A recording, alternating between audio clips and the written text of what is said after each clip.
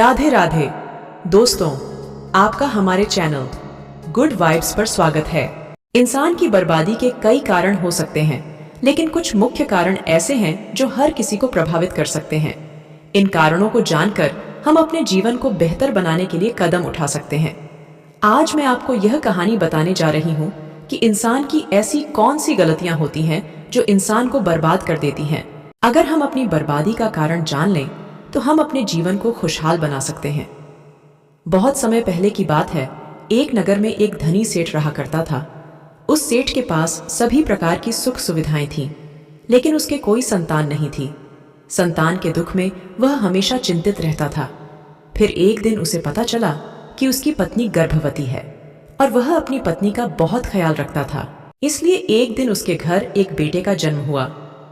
पुत्र जन्म से सेठ बहुत खुश हुआ, कोई कसर नहीं छोड़ी। उसका बेटा देखते ही देखते बड़ा हो गया। तब सेठ ने अपने बेटे को गुरुकुल भेजने का फैसला किया ताकि वह पढ़ लिख कर विद्वान बन सके। ज्ञान प्राप्त करने हेतु गुरुकुल भेज दिया था। गुरुकुल में वह बच्चा अच्छे से पढ़ाई करता था और अपने गुरु की सभी आज्ञाओं का पालन करता था। ऐसे में वह बच्चा धीरे धीरे वहां का सबसे होनहार छात्र बन गया। गुरुकुल में बालक ने सभी वेद, पुराण और शास्त्रों का अध्ययन किया और एक महान विद्वान बन गया। लेकिन कहते हैं ना कि समय कब बदल जाएगा यह कोई नहीं जानता। ऐसे ही एक दिन किसी प्राकृतिक आपदा के कारण उसके माता पिता की मृत्यु हो गई, और जब उसके माता पिता की मृत्यु हुई तो बच्चे की शिक्षा पूरी नहीं हुई थी। और जब बच्चे ने खबर सुनी कि उसके माता पिता अब इस दुनिया में नहीं हैं और उसका सब कुछ बर्बाद हो गया है, तो लड़का इस सांसारिक मोह में बह गया। इसके बाद लड़के ने कहा कि गुरुकुल से अपनी शिक्षा पूरी करने के बाद वह अपना पूरा जीवन लोगों की भलाई में बिताएगा। फिर जब बालक की शिक्षा पूरी हुई तो उसके बाद बालक साधु बन गया और वह सांसारिक चीजों से दूर हिमालय के जंगल में चला गया। अध्यापन को विश्राम देते हुए समय के साथ उनके सन्यासी की चर्चा चारों ओर होने लगी और दूर दूर से लोग उनके पास शिक्षा लेने के लिए आने लगे, और बहुत से लोग अपनी समस्याओं का समाधान पाने के लिए भी उनके पास आने लगे। वह समस्याओं का समाधान बड़ी आसानी से कर देता था, जिससे वह पूरे राज्य में प्रसिद्ध हो गया। परंतु जिस नगर में वह रहता था वहां का राजा क्रूर व्यक्ति था। जब राजा को तपस्वी के बारे में पता चला तो उन्होंने तपस्वी से मिलने का फैसला किया। अगली सुबह राजा तपस्वी से मिलने के लिए अपने महल से निकल गया और फिर वह उसकी कुटिया की ओर गया, और वहां पहुंचकर राजा ने जब उसे साधु के रूप में देखा तो वह उसे देखता ही रह गया। उसके चेहरे पर एक अलग ही तेज था। जब वह साधु के पास पहुंचा तो उसे असीम शांति का अनुभव हुआ। साधु को प्रणाम किया और उसके पास बैठ गया और उससे बातें करने लगा। वह राजा पहली ही मुलाकात में साधु के व्यक्तित्व से इतना प्रभावित हुआ कि उसी समय से उसने अच्छाई के रास्ते पर चलने का फैसला कर लिया और सोचने लगा कि इतनी सी मुलाकात में यह साधु मुझे इतना बदल सकता है, तो ऐसा हमेशा रहेगा। यदि तुम मेरे साथ रहोगे तो मेरा जीवन बदल जाएगा। और यह सोचकर राजा साधु से अपने महल में चलने का अनुरोध करने लगा। राजा का आग्रह सुनकर सन्यासी मना नहीं कर पाया और वो राजमहल चलने को तैयार हो गए। तब राजा सन्यासी को महल की ओर ले गए। महल पहुंचकर राजा ने साधु की बहुत खातिरदारी की और उसके बाद राजा ने साधु को एक दाहिने कमरे में भोजन कराया। भोजन के समय साधु ने राजा को धन्यवाद दिया और राजा से जाने की अनुमति मांगी।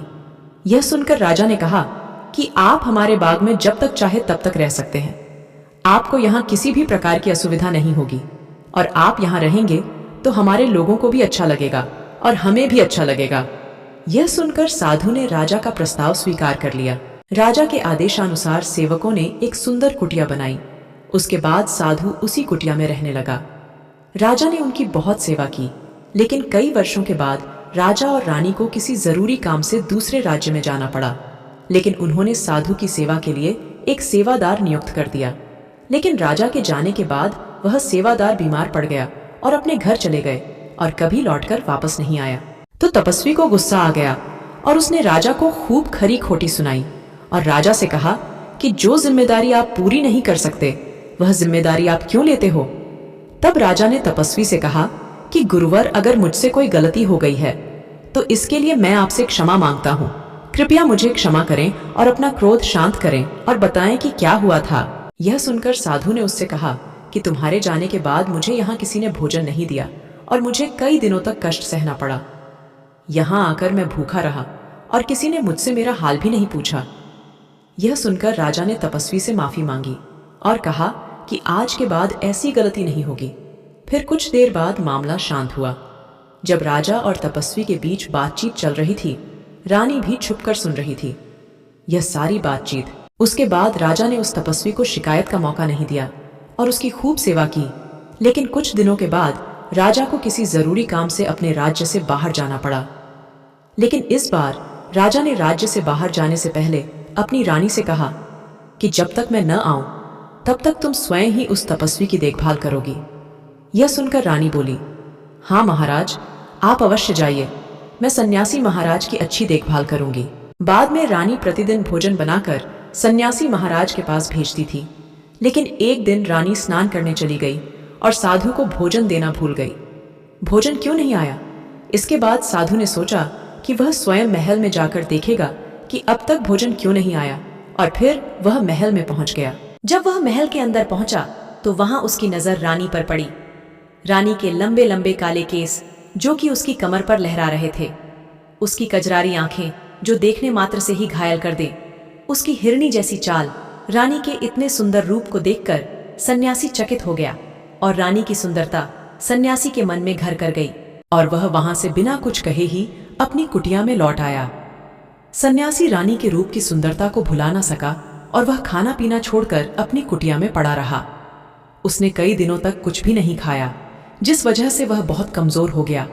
फिर कुछ समय बाद राजा वापस लौटे और जब उसे सन्यासी की हालत का पता चला तो वह सीधे सन्यासी के पास पहुंच गए और बोले, हे गुरुदेव, क्या बात है, आपको क्या हो गया और आप इतने कमजोर कैसे हो गए? किस गहरी सोच में डूबे हो? क्या मुझसे कोई गलती हो गई है? तब साधु ने कहा, नहीं राजन, आपने कोई गलती नहीं की है।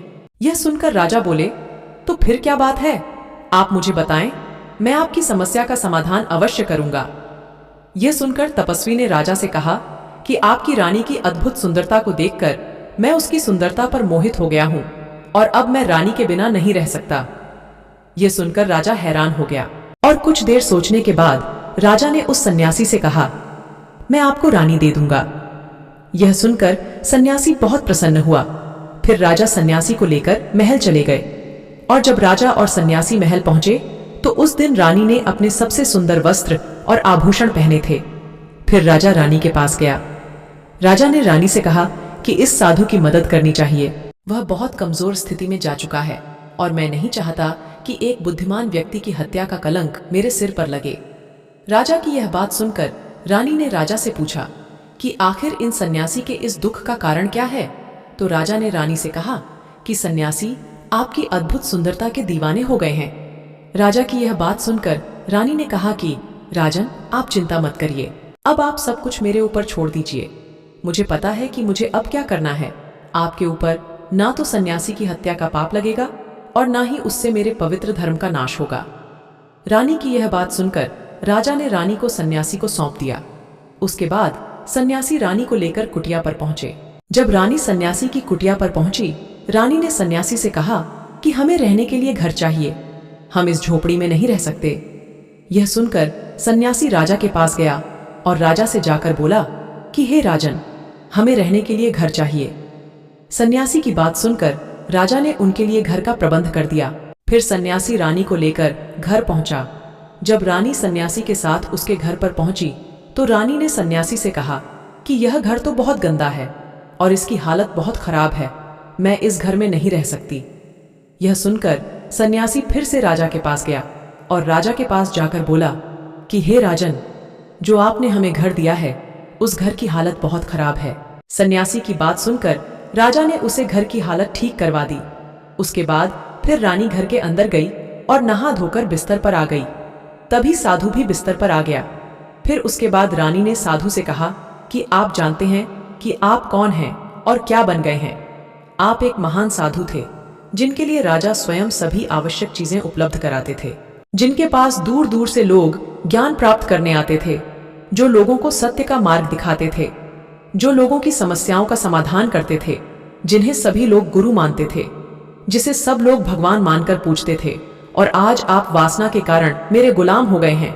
रानी की यह बात सुनकर साधु को झटका लगा और उसे एहसास हुआ कि वह एक साधु है और यह सब क्या कर रहा है। वह ये सब सुख सुविधाएं छोड़कर शांति की तलाश में जंगलों में चला गया था। जोर जोर से रोने लगा और चिल्लाने लगा और रानी से कहने लगा कि मुझे क्षमा कीजिए महारानी, मैं यह क्या करने जा रहा था।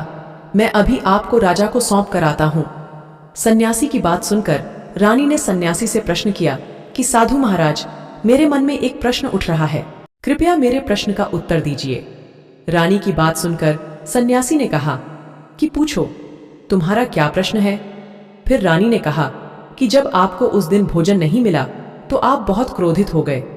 तब मैंने आपके ये रूप पहली बार देखा था और तभी से मैं आपके व्यवहार में परिवर्तन महसूस कर रही थी। ऐसा क्यों हुआ साधु महाराज, आखिर आपको इतना क्रोध क्यों आया। रानी की बात सुनकर सन्यासी ने रानी को समझाया कि जब मैं जंगल में था तो मुझे समय पर भोजन भी नहीं मिलता था, लेकिन जब मैं महल में आया तो महल में आने के बाद मुझे सारी सुख सुविधाएं मिली और फिर मैं इन सभी सुख सुविधाओं के मोह में फंस गया और मुझे इसके प्रति लगाव उत्पन्न हो गया और फिर मुझे इसको पाने का लालच उत्पन्न हो गया और जब मुझे यह नहीं मिला तो मेरे अंदर क्रोध उत्पन्न हुआ। फिर सन्यासी ने कहा कि महारानी, सच तो यह है कि अगर इच्छा पूरी नहीं हो तो क्रोध उत्पन्न होता है और अगर इच्छा पूरी हो जाए तो लालच बन जाता है। फिर सन्यासी ने रानी से कहा, यह इच्छा की पूर्ति ही मुझे वासना के द्वार तक लेकर आई है और मैं आपके प्रति आकर्षित हो गया। इसके बाद वो सन्यासी रानी को लेकर राजा के पास गया और बोला कि राजन, मुझे क्षमा कर दीजिए, मुझे अपनी गलती का एहसास हो गया है। यह लो आपकी रानी, मुझे यह सब नहीं चाहिए। मैं अपनी इच्छा के वशीभूत होकर यह गलत कार्य करने जा रहा था और अपने जीवन को बर्बाद कर रहा था, लेकिन अब मुझे सब कुछ समझ आ गया है।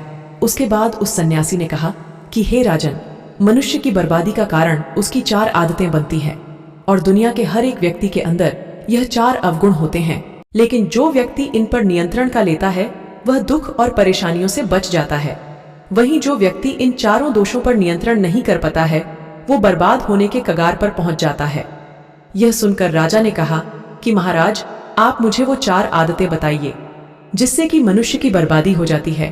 फिर सन्यासी ने राजा को मनुष्य को बर्बाद करने वाली आदतों के बारे में बताया कि हे राजन, मनुष्य को बर्बाद करने वाली पहली आदत है इच्छा, क्योंकि इच्छा ही दुनिया के हर एक व्यक्ति के अंदर सबसे पहला अवगुण होता है और जो व्यक्ति अपनी इच्छाओं को नियंत्रण में नहीं रख पाता है वह जीवन के किसी भी क्षेत्र में सफल नहीं हो पाता है, क्योंकि जैसे ही उसकी एक इच्छा पूरी होती है वह दूसरी की ओर बढ़ने लगता है और दूसरी पूरी होती है तो तीसरी इच्छा उसके मन में जागृत हो जाती है और फिर ऐसे करते करते इच्छाओं पर नियंत्रण न होने के कारण इसी जाल में उलझा रहता है और दुखी रहता है।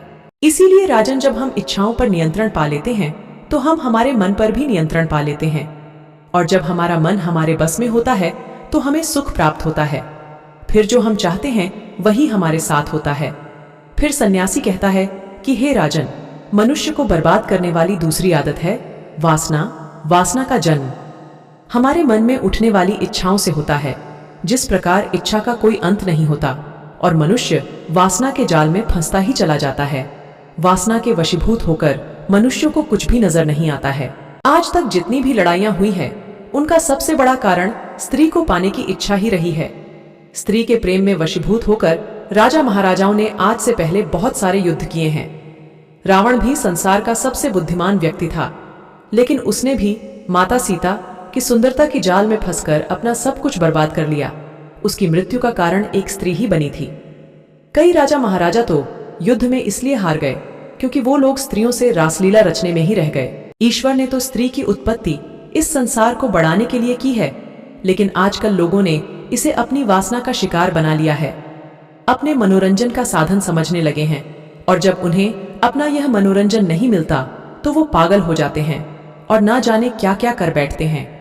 इसीलिए हे राजन, जितना हो सके उतना वासना से दूर रहना चाहिए। फिर सन्यासी कहता है कि हे राजन, मनुष्यों को बर्बाद करने वाली तीसरी आदत है क्रोध, क्योंकि जब मनुष्य की वासना की पूर्ति नहीं होती है तो उसके अंदर क्रोध उत्पन्न हो जाता है और जब व्यक्ति को क्रोध आता है तो उस पर उसका नियंत्रण नहीं होता है और फिर वो क्रोध में आकर कई गलत निर्णय ले लेता है वो दूसरों को भला बुरा कह देता है, गलियां निकल देता है, और जब उनका क्रोध शांत होता है तो उन्हें अपनी गलती का एहसास हो जाता है। लेकिन तब तक तो सब कुछ बर्बाद हो चुका होता है। क्रोध के कारण मनुष्य के कई बने बनाए काम भी बिगड़ जाते हैं। जब मनुष्य के भीतर क्रोध उत्पन्न होता है तो वो अंदर से बहुत कमजोर हो जाता है, और एक कमजोर मनुष्य कुछ भी नहीं कर सकता है, उसे कभी भी सफलता हासिल नहीं हो सकती। क्रोध हमारे भीतर तनाव को उत्पन्न करता है, और अगर एक बार हम तनाव में चले गए तो हमारा पूरा जीवन बर्बाद हो जाता है। फिर सन्यासी कहता है कि हे राजन, मनुष्य को बर्बाद करने वाली चौथी आदत है लालच। हे राजन, लालच का फल सदैव बुरा होता है। लालच में पड़कर हम बहुत से लोगों का बुरा कर देते हैं। हर मनुष्य के जीवन में कभी ना कभी ऐसे लालच अवश्य आते हैं जब वह लालच कर बैठता है, और अधिक पाने की लालसा में वह कुछ ऐसा कर बैठता है जिससे जो उसके पास था वह उसे भी गवा देता है। क्योंकि जैसे ही व्यक्ति की एक इच्छा पूरी होती है उसका लालच बढ़ जाता है। जो व्यक्ति लालच करता है वह कामयाबी से कोसों दूर रहता है, क्योंकि एक ना एक दिन लालच का दुश्मन सामने आता ही है। अगर हम समय रहते ही लालच को त्याग दें और उसकी जाल में ना फंसे तो हम एक सफल व्यक्ति अवश्य बन सकते हैं। फिर अंत में सन्यासी राजा से कहता है कि हे राजन, अगर मनुष्य चारों आदतों को छोड़ देता है तो उसे जीवन में सफल होने से कोई नहीं रोक सकता। जो इन आदतों को नहीं छोड़ता है उसे जीवन में बर्बाद होने से कोई रोक सकता। मैं एक सन्यासी होकर इसकी जाल में फंस गया था, तो सामान्य मनुष्य तो इससे बच नहीं सकता। इसीलिए हे राजन, मनुष्य को इन आदतों से हमेशा बचाना चाहिए। तो दोस्तों, उम्मीद करती हूँ आपको इस कहानी से एक अच्छी सीख मिली होगी। यह कहानी आपको कैसी लगी हमें कमेंट बॉक्स में कमेंट करके जरूर बताएं। अगर आपको हमारी वीडियो पसंद आई हो तो हमारे चैनल को लाइक, शेयर और सब्सक्राइब करें, और बेल आइकन को जरूर प्रेस करें ताकि हमारी आने वाली वीडियो के नोटिफिकेशन आपको सबसे पहले मिले। धन्यवाद। राधे राधे।